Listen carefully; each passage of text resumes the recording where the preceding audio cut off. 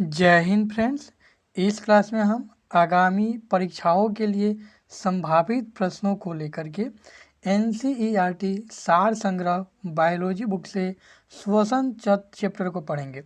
श्वसन जिसे हम लोग रेस्पिरेटरी सिस्टम के नाम से जानते हैं, इससे हम एनसीईआरटी सार संग्रह के वन लाइनर फैक्ट्स को देखेंगे तथा उसके बाद एनसीईआरटी के प्रश्न संग्रह वाले बुक से जो भी प्रश्न बने हैं इस चैप्टर के उन सभी प्रश्नों को देखेंगे। तो पूरा वीडियो आप ध्यान से देखिएगा। चलिए स्टार्ट करते हैं। पहले हम वन लाइनर फैक्ट्स को देखेंगे तथा उसके बाद मानव श्वसन तंत्र से जो श्वसन की से जो प्रश्न दिए गए हैं, ये दोनों एनसीईआरटी के दो बुक हैं और इन दोनों के प्रश्नों का जो भी वन लाइनर फैक्ट है पहले उनको देखेंगे, उसके बाद प्रश्नों को देखेंगे। चलिए एक एक करके स्टार्ट करते हैं। पहला फैक्ट है, श्वसन में बाहर निकली वायु में CO2 की लगभग कितनी मात्रा होती है। अर्थात जो हम अंदर की तरफ सांस लेते हैं तथा छोड़ते समय जब हम सांस छोड़ते हैं तो उसमें CO2 की कितनी मात्रा होती है। तो ध्यान रखना है 4%। यहाँ से आपको ध्यान रखना है कि श्वसन जब हम करते हैं तो जो हम वायु ग्रहण करते हैं, श्वसन के टाइम हम जब सांस अंदर की लेते हैं तो उसमें ऑक्सीजन की मात्रा कितनी परसेंट होती है। तो 21% लगभग, कितना 21%। ऑक्सीजन की मात्रा लगभग 21% होता है। और वहीं CO2 की मात्रा जो है ये कितनी होती है। तो CO2 की मात्रा 0.03% होती है। ये ध्यान रखिएगा, ये बहुत ही इम्पोर्टेंट फैक्ट है कि ऑक्सीजन जब हम श्वसन करते हैं तो उसमें O2 की मात्रा है जो 21% होती है तथा CO2 की जो उसमें मात्रा है वो 0.03% होती है। तो वायुमंडल में जिस रेशियो में जो गैसेज है हम उसी रेशियो में श्वसन करते हैं, इसीलिए वायुमंडल में जो भी रेशियो है उसी रेशियो में सांस हमारे जो भी हवाएं हैं वो अंदर चली जाती है। लेकिन जब हम छोड़ते हैं तो यहाँ से सबसे ज़्यादा क्वेश्चन पूछता है कि जब हम छोड़ते हैं तो O2 का 16% हम छोड़ते हैं। ध्यान दीजिएगा, 21% हमने O2 लिया और 16% O2 हम लोग छोड़ देते हैं। जो सांस हम छोड़ते हैं तो उसमें ऑक्सीजन की मात्रा 16% होती है, जबकि CO2 की मात्रा 4% होती है। कितनी, 4%। तो इस फैक्ट को अब याद रखना है कि जब हम सांस छोड़ते हैं तो उसमें ऑक्सीजन की मात्रा 16% और CO2 की मात्रा 4% होती है। और जो सांस हम अंदर की ओर लेते हैं उसमें ऑक्सीजन की मात्रा 21% और CO2 की मात्रा कितनी होती है, 0.03%। तो हम ऑक्सीजन लेते 21% है लेकिन छोड़ते 16% है। CO2 कितना लेते हैं, 0.03% और छोड़ते कितने हैं, तो 4%। ठीक है, क्या क्वेश्चन ये भी पूछ सकता है कौन बढ़ता है और कौन घटता है। तो देखिएगा, ऑक्सीजन यहाँ घटा है और कार्बन डाइऑक्साइड बढ़ा है। ऑक्सीजन हम लेते ऑक्सीजन ज़्यादा है लेकिन छोड़ते कम है। CO2 कम लेते हैं और CO2 छोड़ते ज़्यादा है। तो ये आपको ध्यान रखना है, बहुत ही इंपॉर्टेंट फैक्ट है। अगला क्वेश्चन है, अधिकतर कीट किस प्रकार श्वसन क्रिया करते हैं। तो ध्यान रखना है कि कीटों में जो श्वसन होता है वह श्वास नली प्रणाली के द्वारा होता है। किसके द्वारा, श्वास नली प्रणाली के द्वारा होता है। अगला फैक्ट है, शीत निद्रा के दौरान मेढक, किसके दौरान, शीत निद्रा के दौरान मेढक किस अंग से श्वसन करता है। तो शीत निद्रा के दौरान केवल त्वचा से श्वसन करता है। ध्यान रखना है, जब वो पानी में रहता है, ध्यान से देखिएगा, जब मेढक पानी में रहता है तो अपने गलफड़ से श्वसन करता है। ठीक है, जब स्थल पे रहता है तो फेफड़े से श्वसन करता है, जबकि जब वह शीत निद्रा में अर्थात मिट्टी में जब वो दबा रहता है तो वो त्वचा से श्वसन करता है। ठीक है, तो इन तीनों को आपको ध्यान रखना है।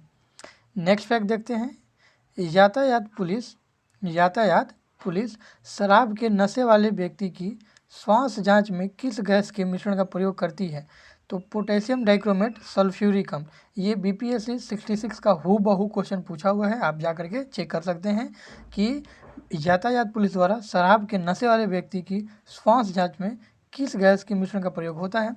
तो पोटेशियम डाइक्रोमेट सल्फ्यूरिक अम्ल, कौन सा, पोटेशियम डाइक्रोमेट सल्फ्यूरिक अम्ल जो है ये यूज किया जाता है यातायात पुलिस द्वारा शराब के नशे वाले व्यक्ति की श्वास जांच के लिए। अर्थात पुलिस व्यक्ति की शराब पिया है या नहीं इसकी जांच के लिए पोटेशियम डाइक्रोमेट सल्फ्यूरिक अम्ल का उपयोग करती है। अगला क्वेश्चन है, श्वासोच्छ्वास में बाहर निकली वायु में ऑक्सीजन की मात्रा कितनी होती है। तो लगभग दिया हुआ है 17%, मैंने आपको बताया था 16%। तो 16 पॉइंट समथिंग परसेंट देता है, 16.02% के आसपास। तो इसको 17 भी मान सकते हैं, 16 भी मान सकते हैं। ठीक है, तो देखिए ब्रीदिंग में बाहर निकली, जब आप सांस छोड़ते हैं तो इसमें जो ऑक्सीजन बाहर निकलती है तो इसमें ऑक्सीजन की मात्रा 17% होता है, 17 या 16, ऑप्शन के अनुसार ध्यान रखिएगा, इससे ज़्यादा डिफरेंस नहीं होगा क्योंकि 16 पॉइंट कुछ होता है, इसे 17 मान लिया जाता है, यहाँ लगभग भी दिया हुआ है। नेक्स्ट फैक्ट देखिए, श्वसन में रुधिर का कौन सा घटक O2 का अवशोषण करता है? तो RBC O2 का अवशोषण करता है और उसे बॉडी के प्रत्येक पार्ट में पहुंचाता है। तो O2 का अवशोषण या O2 का ट्रांसपोर्टेशन RBC का काम है। किसका? RBC या लाल रक्त कणिकाओं का काम है। अगला फैक्ट है, अवायवीय श्वसन में पेशी कोशिकाएं ग्लूकोज को किस में परिवर्तित होकर ऊर्जा उत्पादन करती है? तो अवायवीय श्वसन में ध्यान से रखना है, जिसमें O2 नहीं लेते हैं हम, वह श्वसन जिसमें O2 नहीं हो अर्थात अवायवीय श्वसन हो, इसमें पेशी की जो कोशिकाएं हैं ग्लूकोज को लैक्टिक अम्ल में परिवर्तन करके ऊर्जा उत्पादन करती है। इसीलिए जब हम दौड़ते हैं और जब हम रनिंग करते हैं तो हमारे पैर में लैक्टिक अम्ल जमा हो जाने के कारण ही दर्द होने लगता है, क्योंकि हमारे जो पेशी में ग्लूकोज होता है वो चेंज होकर के अवायवीय श्वसन में चेंज होकर ऑक्सीजन कम लेते हैं, इसीलिए अवायवीय श्वसन में वो टूट करके लैक्टिक अम्ल में टूट करके एनर्जी देता है। इसी कारण से हमारे पैर में दर्द भी होता है। तो क्वेश्चन पूछता भी है कि हमारे पैर में दर्द का कारण क्या होता है? एक एथलीट के पैर में रनिंग के कारण जो दर्द होता है वो किसके कारण होता है? तो लैक्टिक अम्ल के कारण होता है। किसके कारण? लैक्टिक अम्ल के कारण होता है। अगला फैक्ट है, भोजन निगलते समय श्वसन मार्ग किस अंग द्वारा बंद हो जाता है? एक चीज़ तो आप हमेशा ध्यान नोटिस किया होइएगा कि हम जब सांस लेते हैं तो भोजन नहीं कर सकते, मतलब एक साथ दो काम नहीं कर सकते। जैसे हम लोग सांस लेना और खाना खाना एक साथ नहीं कर सकते, या तो हम खाना खाएंगे मतलब जब वो खाना निगल रहे हैं और सांस भी ले रहे हैं तो एक साथ नहीं हो सकता है। वैसे ही आप पानी पीने का काम और सांस लेने का काम एक साथ नहीं कर सकते, क्योंकि इसके लिए अलग अलग जो छिद्र होती है वह मार्ग बंद होते रहता है। जैसे भोजन निकलते समय जो श्वसन मार्ग होता है वो बंद हो जाता है, और श्वसन करते समय जो भोजन वाला मार्ग होता है वह क्या हो जाता है? बंद हो जाता है। और यदि खुला रह गया तो हमें क्या आने लगती है? हिचकियाँ आती है, या जिसको हम लोग बोलते हैं खाना सरक गया, तो खाना इस तरह से हो जाए। ठीक है, तो ये आपको ध्यान रखना है। भोजन निगलते समय श्वसन मार्ग एपिग्लॉटिक्स के द्वारा बंद हो जाता है, एपिग्लॉटिक्स के द्वारा बंद हो जाता है। अगला फैक्ट है, फेफड़ों में गैसों का ध्यान देना है, फेफड़ों में गैसों का आदान प्रदान किसके द्वारा होता है? तो फेफड़ा में जो गैस देने का काम है वो भी ब्लड करता है, और उसमें से लेने का भी काम है वो भी ब्लड करता है। तो फेफड़ों में गैसों का जो आदान प्रदान है वह ब्लड अर्थात रुधिर या रक्त के द्वारा होता है। अगला फैक्ट है, क्रेब्स चक्र की क्रिया किस कोशिकांग में संपन्न होती है? तो क्रेब्स जो साइकिल है वो माइटोकॉन्ड्रिया में चलती है, और माइटोकॉन्ड्रिया में ही क्रेब्स साइकिल चलने के कारण हमें ऊर्जा प्राप्त होती है, और इसीलिए माइटोकॉन्ड्रिया को कोशिका का पावर हाउस भी कहा जाता है। तो क्रेब्स चक्र की क्रिया कोशिकांग में होती है। क्रेब्स चक्र श्वसन की ही एक क्रिया है। कौन सी? श्वसन की ही एक क्रिया है जिसमें प्रोटीन को एनर्जी के रूप में चेंज किया जाता है। अगला फैक्ट है, ऑक्सीश्वसन की क्रिया कोशिका के किस भाग में संपन्न होता है? तो ऑक्सीश्वसन का मतलब होता है वह श्वसन जिसमें ऑक्सीजन ले रहे हैं हम। कौन सा? ऑक्सीजन ले रहे हैं। तो ऑक्सीश्वसन या एरोबिक रेस्पिरेशन की क्रिया कोशिका के माइटोकॉन्ड्रिया और कोशिका द्रव में होता है। कहाँ पे? कोशिका द्रव अर्थात साइटोप्लाज्म और माइटोकॉन्ड्रिया। एक चीज़ आप यहाँ ध्यान से देखिए, ये हमारा सेल हो गया, ये उसका न्यूक्लियस या केंद्रक हो गया। इसमें एक लिक्विड होता है जिसे हम लोग कोशिका द्रव कहते हैं। इसमें जो एक लिक्विड होता है उसको हम लोग क्या बोलते हैं? केंद्रिका द्रव। दोनों को मिलाकर, दोनों द्रव को मिला करके हम लोग उसे साइटोप्लाज्म बोलते हैं। ठीक है, या जीव द्रव्य बोलते हैं। तो जो यही श्वसन श्वसन की जो कोशिका क्रिया है, ऑक्सीश्वसन या एरोबिक श्वसन की जो क्रिया है, ये इसी साइटोप्लाज्म अर्थात कोशिका द्रव और इसी में एक होता है माइटोकॉन्ड्रिया, इन्हीं दो के द्वारा होता है ऑक्सीश्वसन की क्रिया। अगला फैक्ट है, ग्लाइकोलाइसिस क्रिया को ऑक्सी तथा अनॉक्सी श्वसन का सामान्य चरण माना जाता है। ऑक्सी तथा अनॉक्सी जो श्वसन होता है ये ग्लाइकोलाइसिस की एक सामान्य क्रिया है, अर्थात ग्लाइकोलाइसिस के द्वारा ही ऑक्सी तथा अनॉक्सी श्वसन होता है। अगला फैक्ट है, श्वसन द्वारा उत्पन्न ऊर्जा का संचय किस रूप में होता है? तो जो श्वसन हम लोग जब करते हैं तो ऊर्जा का जो उत्पादन होता है उसका संचयन एटीपी अणु के रूप में होता है। किसके रूप में? एटीपी, एडिनो ट्राइफॉस्फेट के रूप में होता है। एटीपी का फुल फॉर्म होता है एडिनो ट्राइफॉस्फेट। तो इसी एटीपी के रूप में जो हमारे शरीर में ऊर्जा बनता है उसका संग्रहण होता है। अगला फैक्ट है, पहाड़ों पर रहने वाले में आरबीसी की संख्या अधिक होती है, क्योंकि देखिए जो व्यक्ति पहाड़ पर रहता है वहाँ पे ऑक्सीजन की मात्रा बहुत कम होती है, वायु की मात्रा कम होने के कारण या वायु का जो घनत्व है वो कम होने के कारण वहाँ पे क्या होता है, तो वायु का कम, ऑक्सीजन कम हो गया, तो आपको ज़्यादा एयर लेने के लिए आरबीसी की मात्रा बढ़ानी पड़ेगी, ताकि वो क्या कर सके, जो हम श्वसन ले रहे हैं वहाँ से वो ज़्यादा मात्रा में ऑक्सीजन खींच सके। जैसे कि अभी आपने देखा कि हम लोग 21% जो ऑक्सीजन लिए और उसमें 16% लगभग छोड़ देते हैं, तो ये 16% छोड़े नहीं बल्कि इनमें से और कुछ ऑक्सीजन वो ले सके, इसलिए ही आरबीसी की मात्रा बढ़ जाती है, ज़्यादा होती है। तो पहाड़ों पर रहने वाले में आरबीसी की संख्या अधिक होती है, क्योंकि पहाड़ पर वायु का संघनन या घनत्व बहुत कम होता है। इसके बाद जो फैक्ट है वो है कार्बोहाइड्रेट। कौन सा? कार्बोहाइड्रेट तथा वसा मेटाबॉलिज्म के प्रमुख अंतिम उत्पाद हैं। तो कार्बोहाइड्रेट एवं वसा मेटाबॉलिज्म के प्रमुख अंतिम उत्पाद है CO2 एवं पायरुविक एसिड। कौन कौन सा? CO2 और पायरुविक एसिड।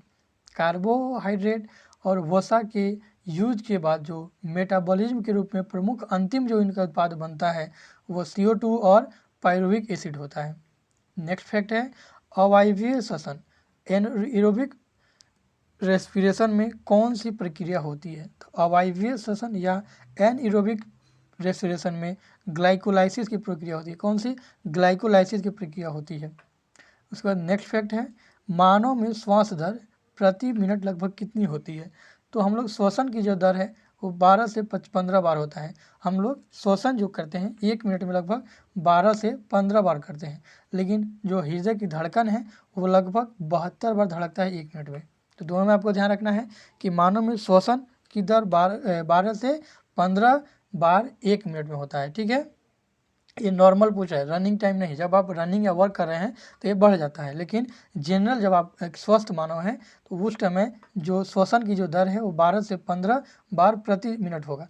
जबकि जो हमारे क्या है, ये तो हो गया श्वसन, और ये जो हार्ट बीट होता है, जो हृदय का धड़कन होता है, वो हृदय का धड़कन 1 मिनट में लगभग 72 बार धड़कता है। तो 70 से 72 बार आपको ध्यान रखना है। चलिए एक फैक्ट नीचे भी दिया गया है, हम लोग इसके भी देख लेते हैं। एक स्वस्थ वयस्क व्यक्ति की हृदय की धड़कन की औसत दर 72 बार होती है। अभी मैं आपको बता रहा था कि एक स्वस्थ व्यक्ति के हृदय की धड़कन की औसत धड़कन जो है वो कितनी बार होती है? तो 72 बार, अर्थात 1 मिनट में एक स्वस्थ व्यक्ति की जो हृदय है वह 72 बार धड़कती है। चलिए बढ़ते हैं आगे अगले फैक्ट के लिए। नेक्स्ट फैक्ट है ग्लाइकोलाइसिस में अंततः ग्लूकोज जो है वो पायरुविक एसिड में परिवर्तित हो जाता है। तो ग्लाइकोलाइसिस वह प्रक्रिया है जिसमें ग्लूकोज बदल करके पायरुविक एसिड बन जाता है। तो क्वेश्चन पूछता है कि ग्लाइकोलाइसिस में, और उसके बाद ऑप्शन दे देगा, तो आपको याद रखना है कि ग्लाइकोलाइसिस में ग्लूकोज का पायरुविक अम्ल में परिवर्तन हो जाता है। ठीक है, नेक्स्ट फैक्ट है ग्लाइकोलाइसिस के एंजाइम कहाँ पाए जाते हैं? तो ग्लाइकोलाइसिस के एंजाइम साइटोप्लाज्म या कोशिका द्रव में पाए जाते हैं। ये साइटोप्लाज्म कहाँ होता है? तो कोशिका हो गया, कोशिका के बीच में केंद्रक हो गया, केंद्रक में जो लिक्विड पाया जाता है उसे केंद्रिका द्रव, कोशिका में जो पाया जाता है उसे कोशिका द्रव कहा जाता है। इन दोनों के लिक्विड को मिला करके जीव द्रव कहा जाता है। तो यहाँ कोशिका द्रव है तो आपको कोशिका वाला द्रव याद रखना है, ना कि केंद्रिका वाला द्रव। ठीक है, दोनों अगर एग्जाम में दे करके कन्फ्यूज कर सकते हैं, इसलिए मैं यहाँ बता दिया हूँ। तो ग्लाइकोलाइसिस के एंजाइम कोशिका द्रव या साइटोप्लाज्म में पाए जाते हैं। अगला फैक्ट है किस कारण से ऊतकों में ऑक्सी हीमोग्लोबिन से ऑक्सीजन निकलकर ऊतक द्रव में जाती है? अर्थात किस कारण से जो ऊतक होता है इसमें ऑक्सी हीमोग्लोबिन से ऑक्सीजन निकलकर ऊतक द्रव में जाती है? तो अगर शरीर में O2 की कमी हो जाए और CO2 की वृद्धि हो जाए तो ऊतकों से जो ऑक्सी हीमोग्लोबिन है वो ऑक्सीजन निकलकर ऑक्सीग्लोबिन से ऑक्सीजन निकलकर ऊतक द्रव में जाती है। अर्थात शरीर में यदि ऑक्सीजन की कमी हो गई है और O2 की वृद्धि हो गई है तो उस स्थिति में शरीर के ऊतक में जो हीमोग्लोबिन होता है उसमें से ऑक्सीजन निकल करके ऊतक वाले द्रव में चली जाती है, ताकि जो ऑक्सीजन की कमी हुई है उसकी पूर्ति की जा सके। अगला फैक्ट है फेफड़ों की कुपिकाओं में गैसीय विनिमय। क्या? फेफड़ों की कुपिकाओं में गैसीय विनिमय किस प्रकार होता है? तो फेफड़ों की कुपिकाओं में गैसीय विनिमय सक्रिय ट्रांसपोर्ट के द्वारा होता है। किसके द्वारा? सक्रिय ट्रांसपोर्ट के द्वारा होता है। अगला फैक्ट है मानव शरीर में श्वसन केंद्र कहाँ स्थित होता है? तो मानव शरीर में श्वसन केंद्र मेडुला ऑब्लांगेटा तथा पोन्स में स्थित होता है। ये वो क्षेत्र होते हैं जहाँ से श्वसन को क्या किया जाता है, कंट्रोल किया जाता है। तो मानव शरीर में श्वसन केंद्र अर्थात श्वसन को कंट्रोल करने वाला जो केंद्र होता है वो मेडुला ऑब्लांगेटा तथा पोन्स में होता है। अगला क्वेश्चन है, फेफड़ों के ऊपर का आवरण किसका बना होता है? तो फेफड़ों का जो ऊपर का आवरण होता है उसे प्लूरल कहा जाता है। किसका? प्लूरल कहा जाता है, प्लूरल कला कहा जाता है। तो फेफड़ों के ऊपर का आवरण, जो फेफड़ा हमारा होता है इस तरह से, इसके ऊपर जो एक लेयर होता है जिसे ये ढका हुआ होता है उसको प्लूरल कला कहा जाता है। अगला फैक्ट है, सर्वाधिक CO2 का परिवहन किस रूप में होता है? तो सर्वाधिक CO2 का परिवहन कैल्शियम बाइकार्बोनेट या बाइकार्बोनेट के रूप में होता है। यह कार्बोनेट अलग अलग टाइप का होता है। तो सर्वाधिक CO2 का परिवहन बाइकार्बोनेट के रूप में होता है। अगला क्वेश्चन है, क्रेब्स चक्र, कौन सा चक्र? क्रेब्स चक्र में ग्लूकोज के एक अणु से कितने ATP के अणुओं का निर्माण होता है? तो ध्यान देना है, क्रेब्स साइकिल जब चलता है तो उसमें ग्लूकोज के एक अणु से 24 ATP अणुओं का निर्माण होता है। कितने? 24 ATP अणु का निर्माण होता है। तो ये बहुत ही इंपॉर्टेंट फैक्ट है, आपको ध्यान रखना है कि क्रेब्स साइकिल में ग्लूकोज के एक अणु से 24 ATP का निर्माण होता है। कितने? 24 ATP का निर्माण होता है। नेक्स्ट फैक्ट है, ग्लाइकोलाइसिस चरण में कितने ATP अणुओं का शुद्ध लाभ होता है? तो ग्लाइकोलाइसिस में ATP अणुओं में 2 अणु बढ़ जाता है, इसलिए इसमें 2 का लाभ दिखाया जाता है। तो ग्लाइकोलाइसिस चरण में लगभग 2 अणुओं का लाभ होता है। तो ये ध्यान रखना है, क्रेब्स चक्र में 24 अणुओं का निर्माण होता है ATP के रूप में। ठीक है, मतलब कि क्रेब्स साइकिल में ग्लूकोज या ग्लूकोज के एक अणु से 24 ATP का निर्माण होता है, जबकि ग्लाइकोलाइसिस में ATP, जब ग्लाइकोलाइसिस का प्रोसेस होता है तो इसमें ATP अर्थात 2 ATP अणुओं का लाभ या फायदा होता है। नेक्स्ट फैक्ट है, किण्वन अर्थात फर्मेंटेशन अनाक्षी श्वसन की खोज किसने की थी? तो फर्मेंटेशन या किण्वन जो कि एक अनाक्षी श्वसन है, इसकी खोज सबसे पहले लुई पास्चर ने की थी और ये इन्होंने ईस्ट में यह करके दिखाया था। जैसे कि जो हम लोग पाव रोटी बनाते हैं या जो ब्रेड बनाते हैं जो मार्केट दुकानों में बिकता है, वो वाला ब्रेड बनाने के लिए हम ईस्ट का उपयोग करते हैं। इसी ईस्ट की खोज किसने की थी? लुई पास्चर ने। और यह इसमें कौन सा प्रोसेस होता है? तो किण्वन या फर्मेंटेशन, जैसे शुगर से शराब बनाने की क्रिया, ये भी अनाक्षी श्वसन होता है और इसमें भी फर्मेंटेशन पाया जाता है और इसकी खोज लुई पास्चर ने की थी, लुई पास्चर ने। अगला क्वेश्चन है, अगला फैक्ट है, फेफड़ों तक अशुद्ध रक्त किसके द्वारा पहुंचाया जाता है? तो फेफड़ों तक अशुद्ध रक्त फुफ्फुस धमनी के द्वारा पहुंचाता है। किसके द्वारा? फुफ्फुस धमनी के द्वारा पहुंचाया जाता है।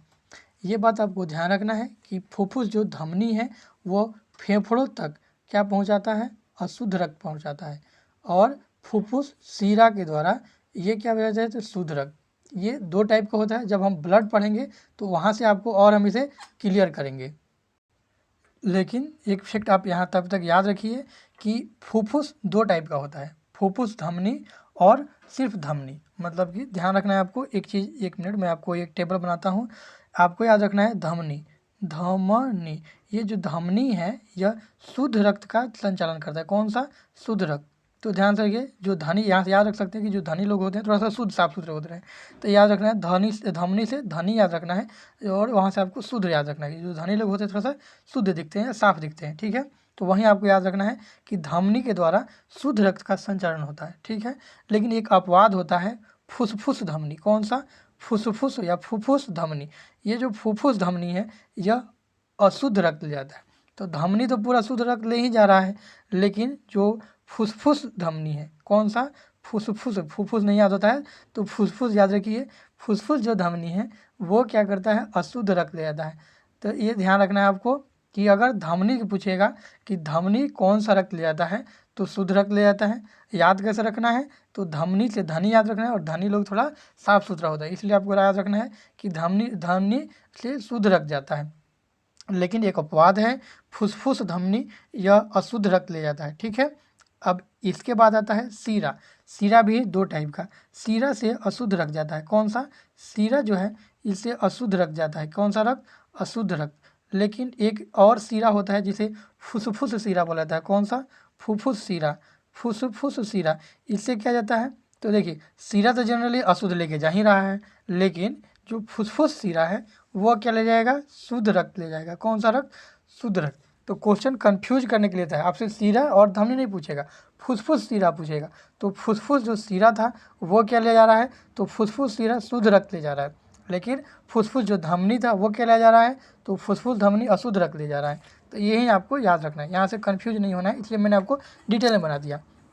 यहाँ पूछा भी गया है, अब क्वेश्चन इसी के बेस पर आप देख करके टिक लगा सकते हैं। क्वेश्चन का क्वेश्चन पूछा गया है कि फेफड़ों तक अशुद्ध रक्त किसके द्वारा पहुँचाया जाता है? तो अशुद्ध रक्त पहुँचाता जनरली कौन सा है?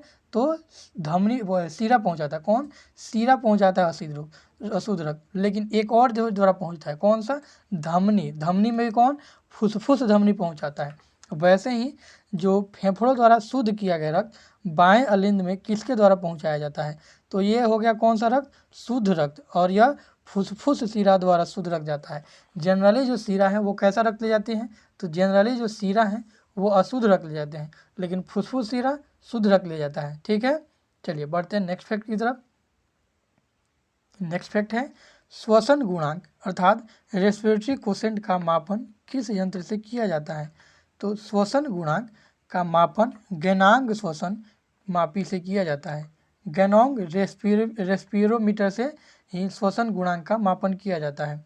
नेक्स्ट फैक्ट है ऑक्सीजन की कमी के कारण शरीर के ऊतकों में ऑक्सीजन की कमी होना हाइपोक्सिया या अनॉक्सिया कहलाता है। क्वेश्चन बीपीएससी यहाँ से डायरेक्ट पूछ सकता है कि ऑक्सीजन की कमी के कारण, अगर शरीर में ऑक्सीजन की कमी हो जाता है तो इसमें ऑक्सीजन की कमी होना क्या कहलाता है? तो हाइपोक्सिया। किसका? हाइपोक्सिया या अनॉक्सिया। अनॉक्सिया नहीं देगा क्योंकि अनॉक्सिया से पता चल जा रहा है कि यहाँ किसकी कमी हो रही है? ऑक्सीजन की कमी हो रही है। लेकिन हाइपोक्सिया पूछ सकता है कि ये हाइपो का मतलब जल भी होता है। तो हाइपोक्सिया जो है ध्यान में रखना है कि हाइपोक्सिया एक बीमारी है जो कि ऑक्सीजन की कमी के कारण हो जाती है शरीर में। उसके बाद नेक्स्ट फैक्ट है श्वसन क्रिया में वायु के किस घटक की मात्रा में कोई परिवर्तन नहीं होता है? तो श्वसन क्रिया में वायु के नाइट्रोजन में कोई परिवर्तन नहीं होता है, जबकि आपको मैंने बताया कि ऑक्सीजन हम लोग लेते कितना है? तो ऑक्सीजन हम लोग लेते हैं 21% है। कितने? 21%, लेकिन छोड़ते हैं 16%। CO2 0.03% लेते हैं, लेकिन छोड़ते हैं 4%। लेकिन नाइट्रोजन लेते कितने हैं? तो 71% नाइट्रोजन लेते भी हैं, उतना हम लोग छोड़ भी देते हैं। इसका कोई यूज नहीं होता है हमारे शरीर में। डायरेक्ट नाइट्रोजन का हमारे शरीर में कोई यूज नहीं होता है। ठीक है, तो ये था हमारा NCERT समरी या NCERT सार संग्रह से वन लाइनर प्रश्न। अब हम देखेंगे NCERT सार संग्रह का जो दूसरा बुक है जिसमें क्वेश्चन दिए गए हैं, MCQ दिए गए हैं उनका। ये ऊपर वाला वन लाइनर प्रश्न थे। अब इसमें हम प्रश्न जो MCQ टाइप है उनको देखेंगे। NCERT सार संग्रह वन लाइनर के बाद अब हम NCERT सार संग्रह प्रश्न संग्रह को देखेंगे जो कि MCQ के रूप में है। उसमें पहला क्वेश्चन है कि श्वसन की क्रिया किस प्रकार की क्रिया है? तो श्वसन की क्रिया एक ऑक्सीकरण की क्रिया है।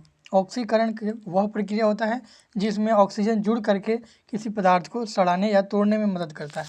अगर आपको ये जानना है कि ऑक्सीकरण हम किसको कहेंगे, तो आप कोई भी पदार्थ जो कि सड़ रहा हो ऑक्सीजन के कारण, ऑक्सीजन मिलने के कारण अगर वो सड़ रहा है तो उसको हम ऑक्सीकरण बोल देंगे। जो ऑक्सीकरण का जो इक्वेशन है मैं उसको आपको बता देता हूँ। इसका जो इक्वेशन होता है C6 होता है, मैं मिस कर गया, C6H12O6 ये होता है ग्लूकोज का फॉर्मूला, और यहाँ मिलता है 6O2। तो इसमें अब मिल गया O2, एक मिनट, O2 मिल गया, और कितना O2? तो 6O2। तो ग्लूकोज के एक अणु से ऑक्सीजन का 6 अणु मिल करके बनाता है क्या? तो एनर्जी और ऊष्मा। तो ये बहुत सारी चीज़ें बनाती है। तो ये आपको ध्यान रखना है कि ग्लूकोज का यहाँ क्या हो रहा है? ऑक्सीकरण हो रहा है। ग्लूकोज ऑक्सीजन से मिल करके यहाँ क्या बनाएगा? एनर्जी बनाएगा। इसके तहत बनता क्या है? तो 6CO2 बनेगा प्लस 6H2O बनेगा प्लस 686, कितना? 686 किलो कैलोरी ऊर्जा बनता है। कितना किलो कैलोरी ऊर्जा बनता है? तो ध्यान रखना है कि ग्लूकोज का एक अणु जिसका फॉर्मूला होता है C6H12O6, ऑक्सीजन के 6 अणु से रिएक्शन करके क्या बनाएगा, 6 CO2 6 H2O और 686 किलो कैलोरी ऊर्जा। तो ये श्वसन का एक इक्वेशन है और यह श्वसन में यही उपयोग किया जाता है। ठीक है, तो आपको याद रखना है कि श्वसन एक ऑक्सीकरण क्रिया है। इसका हम व्याख्या देख लेते हैं। श्वसन जो है एक ऑक्सीकरण क्रिया है जिसमें जीवधारियों द्वारा वायुमंडल से ऑक्सीजन ग्रहण करके पोषक पदार्थों का विघटन किया जाता है और यह प्रक्रिया ऑक्सीडेशन कहलाती है। इसमें कार्बन डाइऑक्साइड मुक्त होती है, जल का निर्माण होता है तथा एडिनोसिन ट्राइफॉस्फेट के रूप में ऊर्जा का संचयन होता है। चलिए बढ़ते हैं अगले क्वेश्चन की तरफ। अगला क्वेश्चन है, ध्यान दीजिएगा, बहुत ही इंपॉर्टेंट क्वेश्चन है। निम्न में से अनाक्षी श्वसन तथा आक्षी श्वसन का अंतर नहीं है, अर्थात इनमें से कौन है जो ऑक्सी और अनाक्षी श्वसन में अंतर को नहीं डिफाइन करता है। तो पहला है अनाक्षी श्वसन ऑक्सीजन की अनुपस्थिति में, जबकि ऑक्सी श्वसन ऑक्सीजन की उपस्थिति में होता है। यह बिल्कुल सही है। अगला है अनाक्षी श्वसन पूर्णतः कोशिका द्रव में, जबकि ऑक्सी श्वसन कोशिका द्रव एवं माइटोकॉन्ड्रिया में संपन्न होता है। ये हमने अभी ऊपर पढ़ा था, ये भी बिल्कुल सही है। अनाक्षी श्वसन जंतुओं एवं पादपों में, जबकि ऑक्सी श्वसन ईस्ट एवं परजीवी में होता है। यह बिल्कुल गलत है। ये हमने अभी पढ़ा था कि जो अनाक्षी श्वसन है वह ईस्ट एवं परजीवियों में होता है। यह उसमें उल्टा दिया हुआ है, इसमें जो दिया हुआ है, इसलिए यह गलत होगा। और जो ऑक्सी श्वसन होता है वह पादप एवं जंतुओं में होता है। तो इसका सही आंसर क्या होगा कि अनाक्षी श्वसन ईस्ट एवं परजीवी में, जबकि ऑक्सी श्वसन जंतु एवं पादपों में होता है। तो इसका आंसर सी हो जाएगा। चलिए लास्ट भी देख लेते हैं। अनाक्षी श्वसन में ग्लूकोज एक अणु से 4 ATP अणुओं का, जबकि ऑक्सी श्वसन में 38 ATP अणुओं का निर्माण होता है। ये भी बिल्कुल सही है। इसमें आपको एक एक फैक्ट याद रखना होगा, ये बहुत ही इंपॉर्टेंट है और 2-4 बार आप वीडियो देखिएगा, आपको पक्का याद हो जाएगा। चलिए इसका हम क्या देख लेते हैं, तो इसका हम व्याख्या देख लेते हैं। इसमें दिया हुआ है कथन A, B तथा D सत्य है परंतु C असत्य है। अनाक्षी श्वसन ईस्ट अवायवीय जीवाणुओं में पाए जाने वाले परजीवियों, जलीय पादपों, जड़ों आदि में होता है, जबकि ऑक्सी श्वसन जंतु एवं पादपों में होता है। मैंने जो बोला वहीं यहाँ भी दिया हुआ है, आपको याद रख लेना है। चलिए हम बढ़ते हैं अगले क्वेश्चन की तरफ। अगला क्वेश्चन है नवजात शिशुओं में श्वसन की दर कितनी होती है। तो नवजात शिशु में श्वसन की दर 30 से 60 बार होती है, जबकि वयस्क पुरुषों में 12 से 15 बार पर मिनट होता है। ध्यान रखना है आपको कि नवजात शिशु में पूछेगा तो लगभग 30 से 60 बार प्रति मिनट, जबकि ह्यूमन में, किसमें, ह्यूमन में मतलब वयस्क मानव में 12 से 15 बार होता है। चलिए इसका व्याख्या देख लेते हैं। नवजात शिशुओं में श्वसन की दर 30 से 60 बार होती है, परंतु आयु बढ़ने के साथ इस दर में कमी आती है। एक समान वयस्क मनुष्य का श्वसन दर 12 से 16 बार प्रति मिनट होता है। बढ़ते हैं अगले क्वेश्चन की तरफ। अगला क्वेश्चन है निम्नलिखित में से कौन सा जैव रूपांतरण मानव शरीर को अधिकतम ऊर्जा प्रदान करता है। तो ATP से ADP बनना मानव शरीर को सर्वाधिक एनर्जी यहीं से प्राप्त होती है, जब ATP से ADP बनता है। इसकी व्याख्या देख लेते हैं। श्वसन क्रिया के परिणाम स्वरूप ATP के रूप में ऊर्जा का संचयन होता है। जल अपघटन के द्वारा ATP के अणु ADP एडिनोसिन डाइफॉस्फेट और ATP का होता है एडिनोसिन ट्राइफॉस्फेट, ADP का एडिनोसिन डाइफॉस्फेट तथा अकार्बनिक फॉस्फेट में टूट जाते हैं और ऊर्जा मुक्त होती है।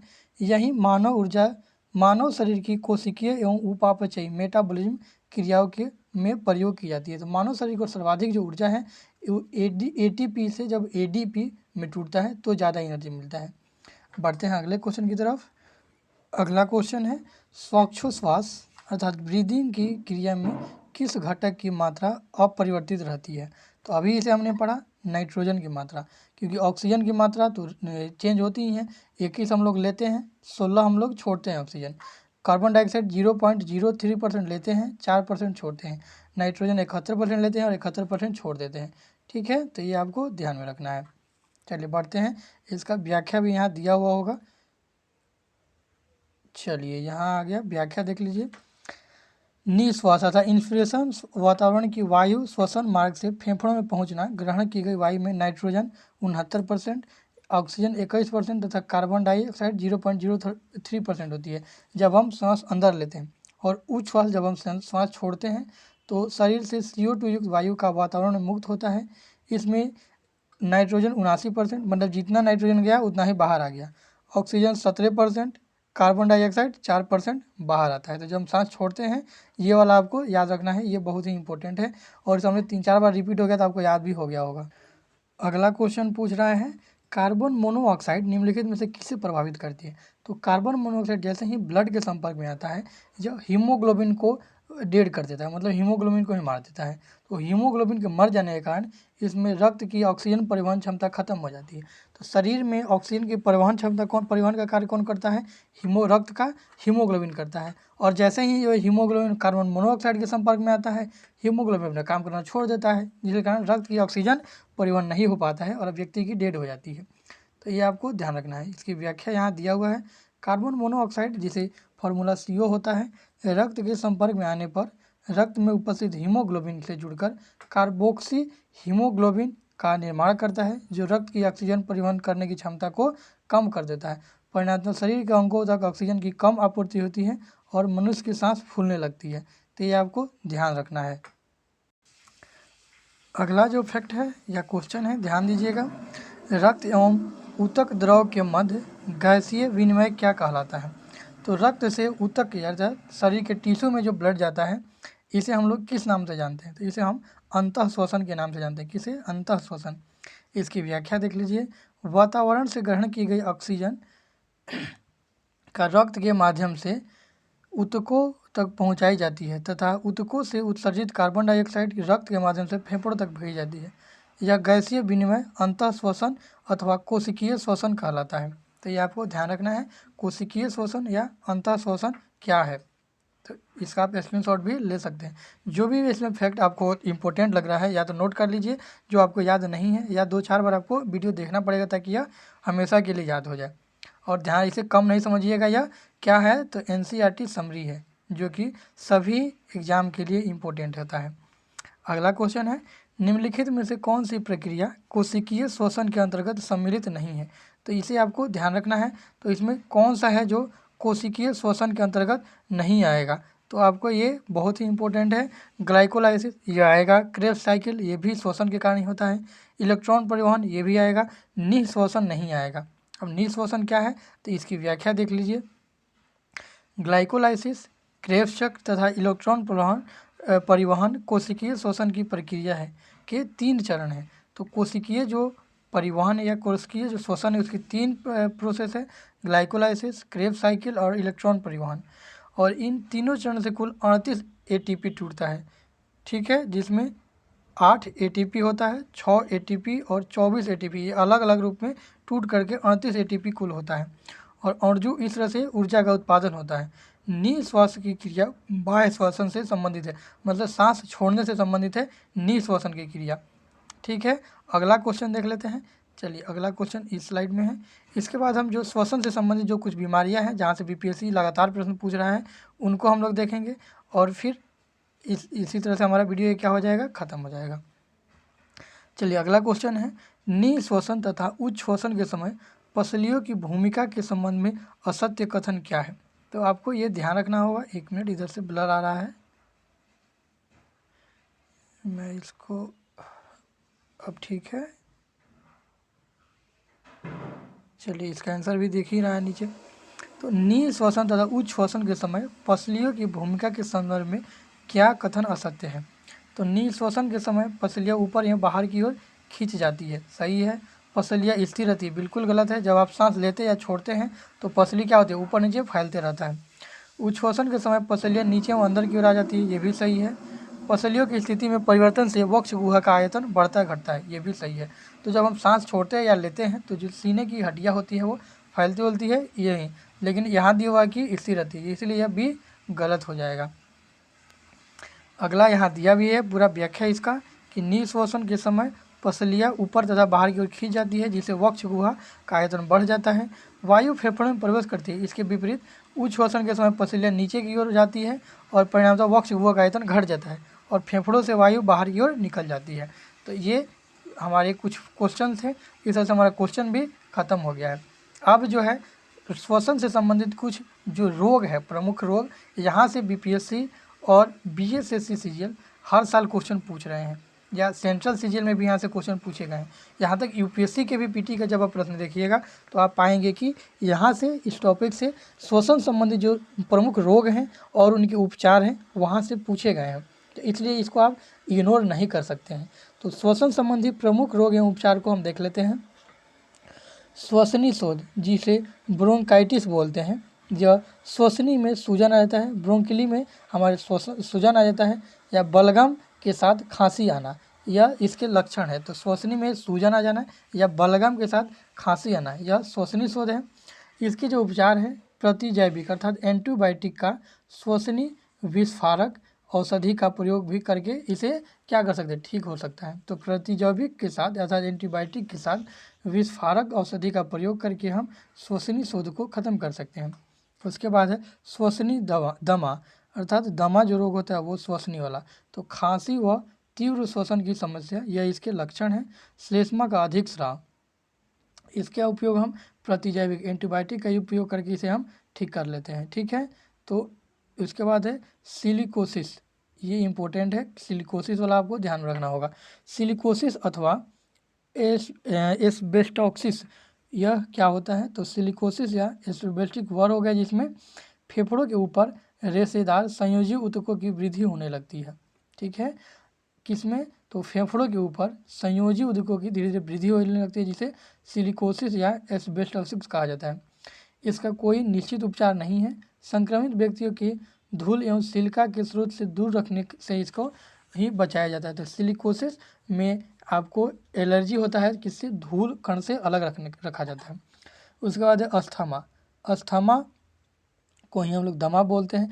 ये अस्थमा श्वसनी था, ये अलग है। तो इसमें श्वास में समस्या आ जाती है, खांसी और एलर्जी होता है। इसमें आइसोपोलिट सल्फेट तथा एड्रेनलिन का इंजेक्शन लगाया जाता है। अगला है जुकाम या श्लेष्मा का अधिक स्राव और गले में सूजन एवं छींके आना, यह इसके क्या क्या है, मुख्य लक्षण है। इसका कोई निश्चित उपचार उपलब्ध नहीं है। जुकाम धीरे धीरे अपने आप ठीक हो जाता है या कोई एंटीबायोटिक लेने से। उसके बाद है इन्फ्लुएंजा, ये भी इम्पोर्टेंट है। तो इसमें दो ही आपको अभी तक इम्पोर्टेंट मिले हैं, कौन कौन सा, एक सिलिकोसिस आपको याद रखना है और दूसरा इन्फ्लुएंजा याद रखना होगा। इन्फ्लुएंजा भी बहुत ही इम्पोर्टेंट है, इसलिए आपको याद रखना होगा।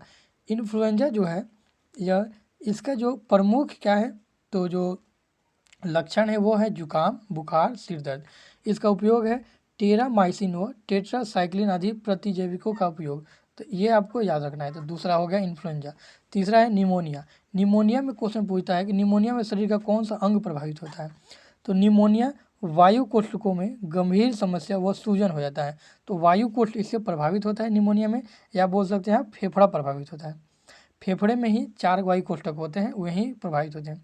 तो इसके लक्षण हैं वायु कोष्ठकों में सूजन, इनमें तरल व मृत सफेद रुधिराणु का भरना, जीवाणु संक्रमण से बचाव हेतु प्रतिजैविकी का प्रयोग। ठीक है, उसके बाद क्या क्वेश्चन है, उसके बाद देखो एफाइसीमा। क्या एफाइसीमा, ये क्या है, तो श्वसनियों व वायु कोष्ठों में संकुचन आना। इसमें वायु विनिमय नहीं होता है, अंत बराह श्वसन से में परेशानी होती है, अर्थात श्वसन को हम लोग विनिमय नहीं कर पाते हैं, जिसके कारण इसमें क्या हो जाता है, श्वसन से परेशानी होती है। इसका हमेशा के लिए प्रभाव डालता है, अतः इसका इलाज संभव नहीं है, परंतु प्रतिजैविक व ऑक्सीजन थेरेपी द्वारा इसे प्रभाव को कम किया जा सकता है। तो इसमें आपको 3 रोग थे श्वसन संबंधी जिसको आपको याद रखना है, कौन कौन सा, सिलिकोसिस, इन्फ्लुएंजा, निमोनिया और एफाइसीमा। तो ये चारों को आपको याद रख लेना है। आप इसका स्क्रीनशॉट ले लीजिए, मैं हटा देता हूँ। हाँ, आप इसका पर स्क्रीनशॉट ले लीजिए, यही 4 आपके जो है इन रोगों को याद रखना है। तो इस क्लास में हमने देखा महेश बलवान जो NCERT सार संग्रह बुक है उसका 1 लाइनर फैक्ट को देखा। उसके बाद फिर एक जो दूसरा NCERT है जो कि MCQ टाइप है, तो उनके MCQ प्रश्नों को देखा। और उसके बाद हमने श्वसन संबंधी कुछ परेशानियों और रोगों को देखा। तो इस क्लास में इतना ही। इस क्लास को आपको कैसा लगा हमें ज़रूर बताइएगा। यह क्लास सभी के लिए इम्पोर्टेंट है क्योंकि यह NCERT समरी का है, और NCERT समरी आपको सभी के लिए पढ़ना होता है, सबको पढ़ना होता है। तो आपको ये ज़रूर देखिए, साथ में दोस्तों में शेयर भी करें। साथ ही आप हमें कमेंट करके ज़रूर बताएं कि आपको मेरा क्लास कैसा लगा। साथ ही इसमें कोई मॉडिफिकेशन या कोई अन्य टॉपिक से आप प्रश्न चाहते हैं, या कोई और बुक जो है जिनके आप क्वेश्चन आपको चाहिए या उसे आप पढ़ना चाहते हैं, तो आप हमें कमेंट करके ज़रूर बताइए। हमें आपका कमेंट का हमेशा इंतज़ार रहेगा। Thanks for watching. मिलते हैं नेक्स्ट क्लास में। जय हिंद।